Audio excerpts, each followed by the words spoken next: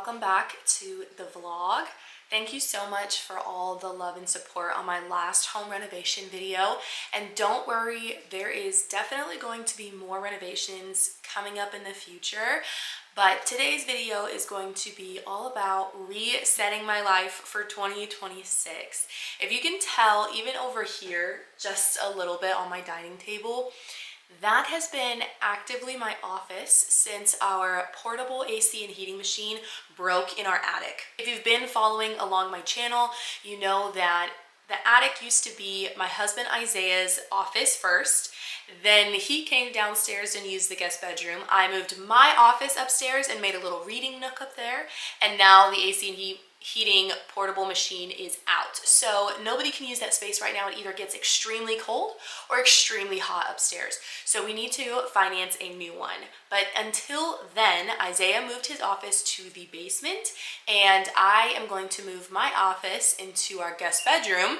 But as of right now, we have not done any transitions or moved any items from the guest bedroom. So my active office right now is the dining table. All that to say, I feel like my life has just been a little chaotic since the holidays. We've just been going, we don't stay here, we don't make dinners, like we've just been going since the holidays, and I'm ready to finally settle in. I want to take down all of my Christmas decor and start fresh, put up our regular pictures, and I really want to clean. I feel like the dining table is a mess, which makes me feel chaotic. My bedroom, all of the clothes, all of the gifts and stuff that people have been giving towards Christmas and my birthday, and so I feel like I really need to clean the house, nice clean sweep, reset my life, put away the Christmas decor, get ready for January and February. I also want to share goals and things that I'm excited for coming up in 2026, which is just going to be such a great time. I do believe 2026, the word for me and Isaiah this year is preparation, and I can't wait to go into more of what that looks like. But right now, let's start taking down the Christmas decor and cleaning up this house.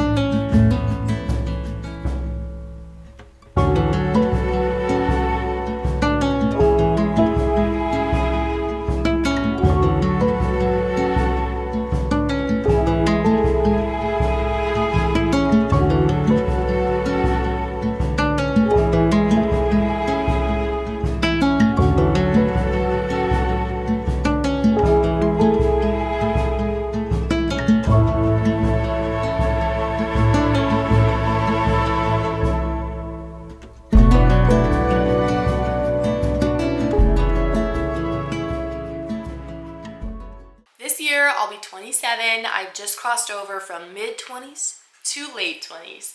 And I'm not gonna lie, I still feel young, I still feel good. I am not somebody that says, I'm too old for this. Not me. I'm trying to stay as young and vibrant as possible for as long as possible. So I feel like this year is going to be so good, so fun, and I really feel like 2025 pushed me to get outside my comfort zone, to stretch myself financially in terms of like saving money, like, and accomplishing goals. And so last year I was able to pay off all of our credit card debt, which has really freed up our 2026 goals. And that was something I never thought was achievable. And we did that last year and that was incredible. And then this year I have so many more financial goals. Last year we also went to Greece, which was something that we didn't know if we'd be able to afford while also paying off our credit cards. So it was one of those things where we really stretched ourselves financially to achieve some of these goals, and we accomplished them. And so now looking into the new year, I feel like we have set some pretty high goals and like financial goals, and I feel like we are a little bit more at peace with accomplishing them because we were able to push ourselves so much last year. But I have my notes here, so if I look down, and I kind of split them up into categories. So let's talk first about my spiritual goals for 2026. This is the devotional that I bought last year actually, and my goal last year was to read the Bible again in a year and do it with this devotional. Now, I'm not gonna lie to you, I got to number 75. It was a really big reality check this year of like, hey, you say that you're in your word. That's not true, but like, you're saying you're in your word every day, but like when you actually look at how many days you read, it was only 75 out of 365 days. I'm going to try and finish this devotional and read every single day, really try and get through it. This would be my second time reading through the Bible in entirety, and the first time I read it, I just really wanted to accomplish that off of my checklist. Was like, I want to go through the entire Bible, I want to read it all. This time, a little bit more understanding, a little bit more slower pace, going day by day, reading the devotional that explains what I just read. So I physically read the chapters that I need to in my Bible, and then from there, I read the devotional that kind of recaps it and gives a little bit more understanding to what I just read, especially if I don't understand it. I'll even like look it up on my phone. This time, when I'm reading the Bible, I'm actually reading it in chronological order. So in the time of events of when things actually happened. I always think it's like really fun if you ever have like a goal of wanting to read the Bible. Since I've already done it one time, I like doing it different ways, and I also like reading different translations. So the first time I read the Bible was in the NIV version. This one's in the New Living Translation. So eventually I want to try and read the KJV, but I've heard that one is extremely difficult, but it is on my bucket list to read the entire Bible in the KJV version. Okay, on to my next spiritual goal. I want to do a fast, like a no eating fast, just water. And I don't care if it's a day, I don't care if it's 3 days, I don't care if it's a week, but I've never done an actual fast of no eating. I've done fasts where I get off of social media for a week. I do fasts where it's like no TV. I do fasts where it's like those type of things, but I've never done a fast where it's no food. And if you follow Pastor Philip Anthony Mitchell, he straight up called people out this last Sunday about fasting. He was like, if it ain't hurting your body, it ain't fasting. And I was like, reality check, Sav, you've never done a legit fast. So I really want to do that this year, sometime this year, a real no food fast. The next one, I want to read 2 spiritual leadership books that have to do with worship. So in 2026, I don't know if I've shared this, but I'm stepping into a worship leader position, and I'm really excited. It's actually something I told myself I would never do again. I actually was a worship leader / director, whatever you want to call it, for my old church for about like 2 years. And that was probably 4 or 5 years ago. And I said after that experience, I would never do it again. But full circle, I feel like the Lord has kind of been working on my heart just within the last year, where I've just been serving and not actually taking on responsibility, but just like singing. And it's been really good. It's been really healthy. It's been really fun. Like, and for me, like, that's kind of what I lost, was the fun. So anyways, I really would love to read 2 worship specific growth books to help in this new role in 2026. I think it's always good to be learning, and I feel like I can learn from some other people. So I really want to dive into worship leading, worship directing, books that can help me grow in hopefully leading not only the church, but the people who are also serving with me. I think it's super important to have a healthy team at a church, and so I really want to foster that. The next one that I wrote down is my business. I own a dance company called Leona's Dance Company, and Leona is my middle name, Sabina Leona Moore. I've owned it now for roughly around 7 or 8 years. 5 years been legal, like an actual legit LLC. 2 years prior, I just was doing classes for free and was having so much fun with it, and then I realized if I want to make this a lifelong career, I need to make money. So then I turned it into a business and like actually started creating processes, and that was 5 years ago. So for 5 years I've been running this business. It's been awesome. It's been great. I have an amazing team of teachers, students, parents, love them all. But I do have some goals for the business. I would love to finance a work car.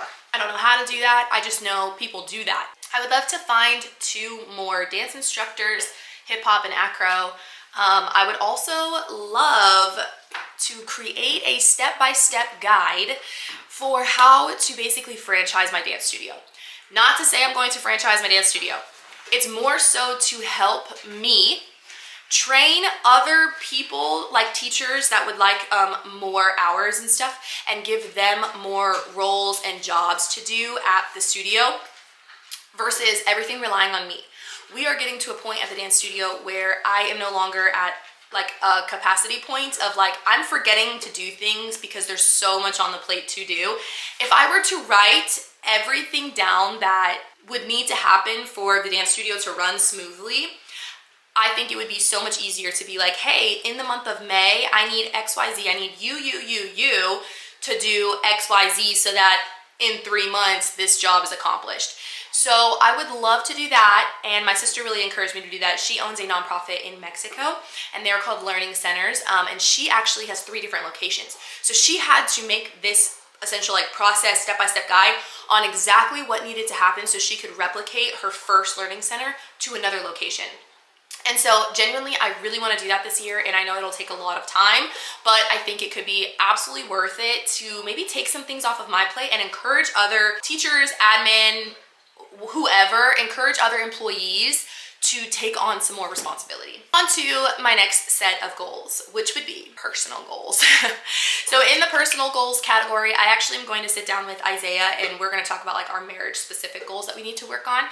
So I'm just going to kind of like sum up a little bit of ones that only I've thought about. We haven't really discussed the ones for both of us in our marriage, but the ones that I've kind of been looking at is I just want to learn how to be more considerate, more uplifting, and more encouraging to Isaiah. I know that I'm a very cut and dry person. I see things in black and white. I don't see a lot of gray, which is, again, something I need to work on personally. But as a wife, I need to learn to be a little bit more encouraging versus like a matter of fact. So anyways, that's something that I would like to work on. And then I would like to work on like keep dating each other. We did really, really well in the first like 2 months of last year. And then we kind of literally just like fell off the planet of the earth. Another personal goal that I have is dressing up when I'm not working. So as a dance instructor, I work nights. So to me, during the daytime, if I don't go out, if I'm not physically like going somewhere, I end up wearing sweats and a hoodie, which is what I wear to dance because I am a hip hop instructor. So for me, I'm like, I don't dress up if it's a day that I work. I started getting into the habit last year of not dressing up even when I didn't have work. So this year I want to step up my fashion game, and I want to actually present myself in a better way when I do not have night classes. So I'm going to really try and improve that. This is also a personal goal slash financial goal, but I don't really have a finance category. We already are and have paid for Asia. So we are going to Japan and South Korea in March for my spring break. So I'm super excited about that, and we're going with family. It's gonna be so much fun. That goal, we're doing that, right? We already paid for it, so it's not really in the financial bucket, but we are like, that is one of our trips that we're doing this year. This summer, I wanna go to Wyoming. I wanna get a group of friends or family, whatever, get into a van. I want to drive up to Wyoming. I want to hit Jackson Hole. I want to do Yellowstone. I don't know. I want to go see some really cool monuments in the United States. And I think it would be an easy, affordable trip. So that's another trip we need to save for financially. And then the last trip that I really want to do, which me and Isaiah have talked about, we've agreed that we're going to try and save for it. Obviously, we haven't bought any tickets for it yet or anything. So it is like a want for us. We haven't done it and we need to financially see if we can do it, which goes into maybe a financial goal of like saving for this trip, is I want to do August, Italy. So I want to hit Florence, I think it's Cinque Terre, Tuscany, and Rome. So like I want to take a little excursion and go to Italy. And then the last category that I have is my house. Of course I have the house category. Like my channel is house projects and lifestyle. I have to have house project goals. My lifestyle vlogs and stuff will still be the same, where you guys can kind of see day in the life. Maybe I'll do like a day in the life of a dance studio owner, week in the life, like kind of what that looks like, or even like fun ones. Like me and my sister even talked about doing a vlog of like going to all of the coffee shops in Omaha, because there's one on every single corner, and like rating them, which I don't know if you guys would like that, but that's like Midwest content, I feel like. But anyways, let's go into the house goals. So one of my house goals is to redo my office space. So my office cannot stay here on the dining table. I'm like dying on the dining table.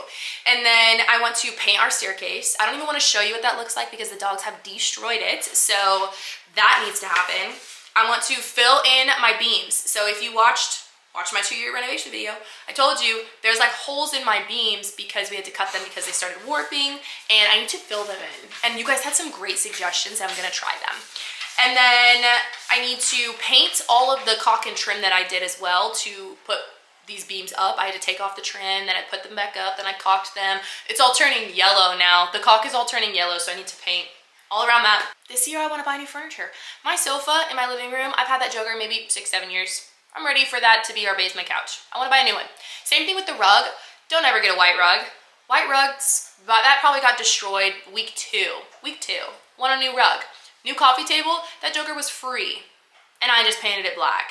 I would like a real coffee table that's not a DIY one that just collects dust. It literally collects dust like none other. The paint I used was horrible. Same thing for like my office furniture. I'd love to get like a floor to ceiling stand-up mirror. I'd love to get a new dresser to put all my clothes in, because the one that I have is from IKEA and I've had that for 8 years. So there is so much going on in 2026, but it's all in preparation. I mentioned before that preparation is the word for me and Isaiah this year, and the reason Isaiah felt like God was giving him that word is because at the end of this year, we do want to try and get pregnant. These trips and vacations, it's like last hoorah of just us two being together as a married couple without another outside factor.